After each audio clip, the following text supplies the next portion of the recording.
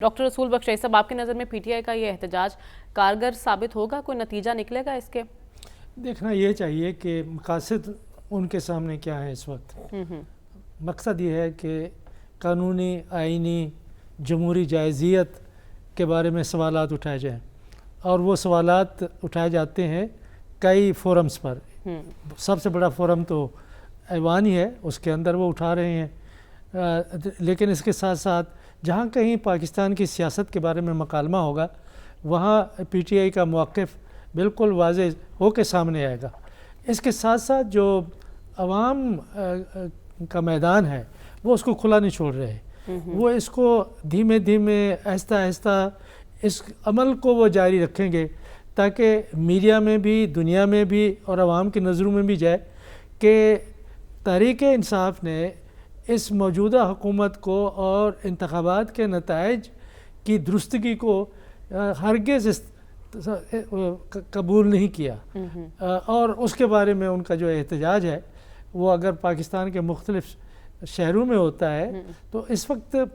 یہ اس طرح نہیں دیکھنا ہمیں کہ کتنی تعداد میں لوگ نکل رہے ہیں، یہ ہے کہ کیا لوگ باہر نکل رہے ہیں، باتیں کیا ہو رہی ہیں۔ اگر جائزیت کے بارے میں صرف پاکستان کے اندر نہیں، دنیا بھر میں سوالات انتخابات کے بارے میں اٹھائے جا رہے ہیں، تو اس سے جو تحریک انصاف کا سیاسی بیانیہ ہے، موقف ہے اور مزاحمت کی سیاست ہے، اس میں وہ رنگ بھرتے جائیں گے، وہ گہرا رنگ ہوتا جائے گا، اور اس کے بعد نتائج کیا نکلتے ہیں اس کے بارے میں ہم کچھ نہیں کہہ سکتے۔ گرینڈ الائنس بن سکے گا کوئی اس پر؟ گرینڈ الائنس دیکھیں اس بنیاد پہ بنے، ایک چیز ہے جو ابھی واضح ہو کے نہیں آ رہی اور اس کے بارے میں ہم واضح طور پہ بات نہیں کر سکتے، وہ یہ ہے کہ یہ گرینڈ الائنس شہباز شریف کے خلاف نہیں بنے گا، زرداری صاحب کے خلاف نہیں بنے گا، یہ گرینڈ الائنس ایک خاص موقف کے لیے بنے گا کہ آئین کی حکمرانی ہونی چاہیے ملک کے اندر یا نہیں، اور اداروں کو اپنے دائرے میں رہ کے کام کرنا چاہیے یا نہیں، اس بارے میں بن سکتے ہیں۔ مولانا صاحب کے بارے میں میں کوئی سنجیدہ رائے نہیں رکھتا، یہ ہے کہ مولانا صاحب جو ہیں وہ سیاست کرتے ہیں اپنے مفادات کی،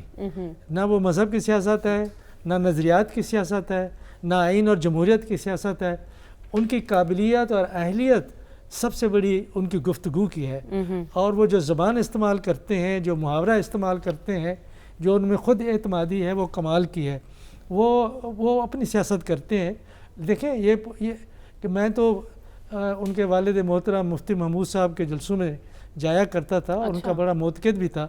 کہ کمال کے آدمی تھے، وہ ایک کردار کے لحاظ سے، ایک سیاست کے لحاظ، ان کی آئینی اور جمہوری سیاست تھی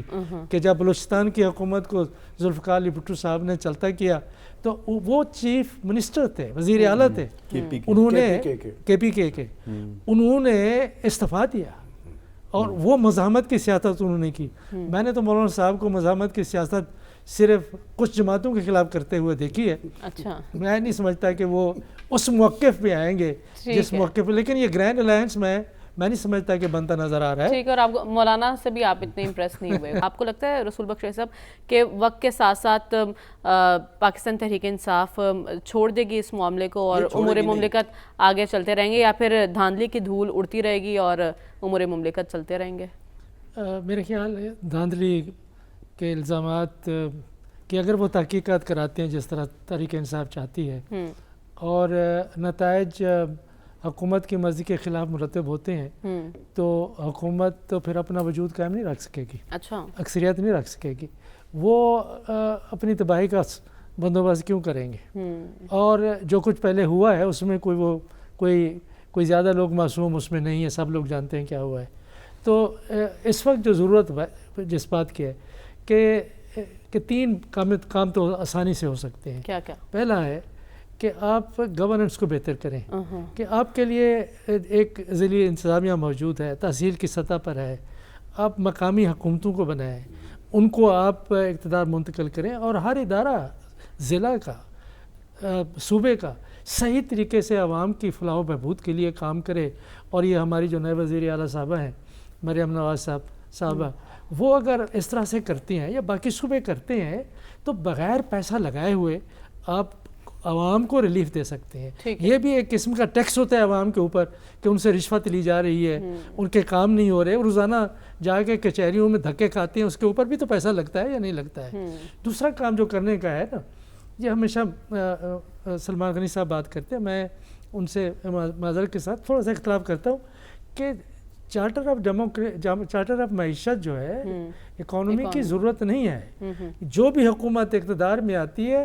اس کا فرض ہے, ایک ذمہ داری ہے کہ اگر آپ کے پاس اقتدار ہے تو مشکل فیصلے آپ نے کرنے ہیں. کیا ہوگا, کیا مشکل, ایک لانگ ٹرم فیصلے جو آپ نے پاکستان کی معیشت کے حوالے سے کرنے ہیں. دوسرا شارٹ ٹرم ہے. شارٹ ٹرم میں آپ اپنی اکانومی کو ڈاکومنٹ کرنا شروع کریں, آپ کا ٹیکس کئی گنا بڑھ سکتا ہے, کئی گنا تو نہیں, کم از کم ڈبل ہو سکتا ہے. اگر آپ صرف 20% 30% بھی کریں تو عوام کو ریلیف دے سکتے ہیں. عوام کو قرضے لے کے آپ ریلیف نہیں دے سکتے. ٹھیک ہو گیا. آپ نے کہا کہ گورننس بہتر کرنے کی ضرورت ہے, عوام کو ریلیف دیں گے تو اپوزیشن چاہے جتنا مرضی احتجاج کر لے, آپ کی حکومت کو پھر کوئی خطرہ نہیں ہے. رسول بخش رئیس صاحب, آج اچکزئی صاحب کی ملاقات ہوئی ہے مولانا صاحب سے, اور ایم کیو ایم سے بھی ابھی کچھ معاملہ طے نہیں ہوئے پیپلز پارٹی کے, تو کیا معاملہ دوسری طرف جا سکتا ہے آپ کو لگتا ہے؟ بالکل نہیں. میں سمجھتا ہوں کہ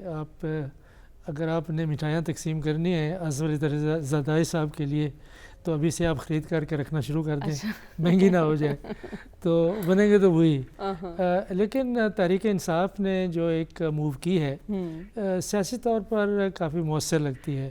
کہ کافی جو مبصرین ہیں ان کا خیال یہ ہے کہ تحریک انصاف سے اس قسم کا چھکا اس قسم کے سیاسی ماحول میں